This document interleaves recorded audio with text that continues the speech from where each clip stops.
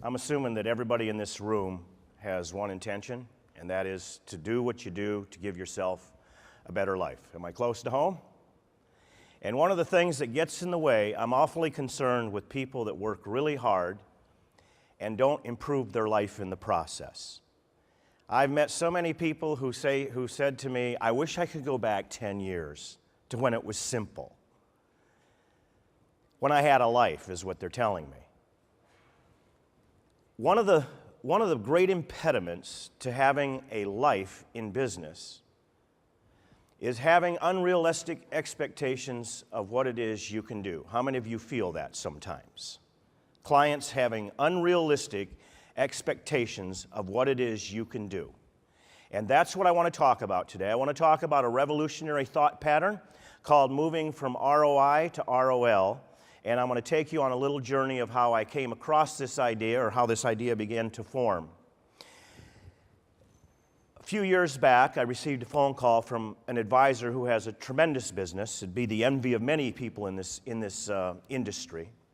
And he said, Mitch, can I have a few minutes of your time to talk? I said, what do you want to talk about? He said, I want to talk about the year in review meeting.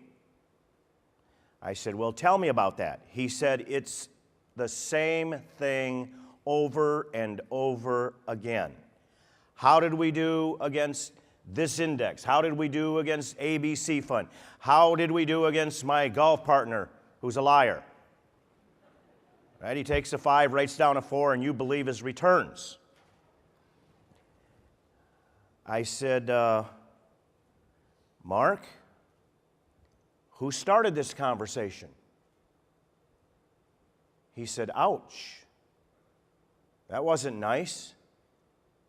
I said, well, what I hear is a grown man whining and lamenting about a value proposition he sold and now has to live up to. At some point, you had the conversation, what are you making here? Where is it? What are you making? I can beat that. Anybody in this room had that conversation? He said to me, it's like Groundhog Day. Have you seen the movie with Bill Murray? How many of you know exactly what Mark's describing here? The Groundhog Day year in review meeting.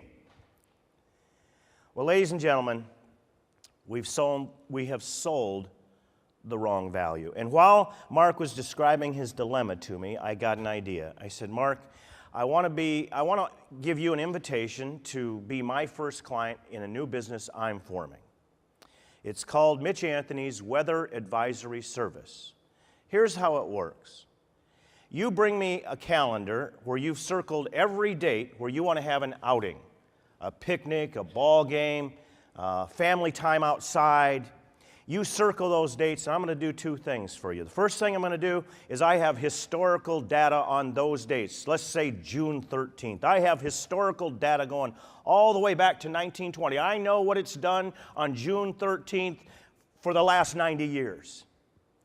And along with that, I'm going to feed your dates into a climatological probability analysis program I've developed that will project the likelihood of sunshine on June 13th.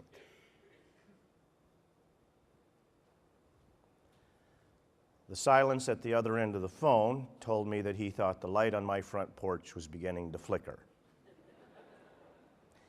I said, Mark, do you think I'm losing it here? And he says, I'm beginning to wonder. I said, now I need you to answer a question for me. He said, what would that be? I said, tell me the difference between the business I'm proposing and the one you're in. Ouch again, he said. I'm going to tell you that return on investment as a core, there's no way to get away from it in this business, but there is a way to position yourself away from it as the core value of your business, and that's what I'm going to share with you today and tomorrow.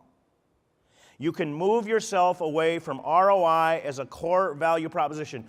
ROI, claiming to be able to better everyone else out there every year, year after year, everybody in this room knows, is in the very least a formula for stress and at most a formula for insanity. You just can't do it.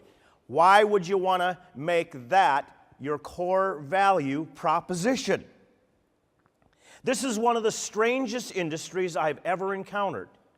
It's an industry that makes promises it can't keep and then sends out statements every 3 months to prove it.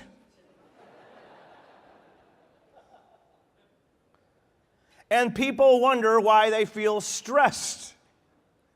Well, how about a value proposition that takes all the stress off of you, puts this business in the perspective and profile it should be in, which is primarily a people business working with money? One of my favorite questions is, are you in the money business and you happen to work with people, or are you in the people business and you happen to work with money?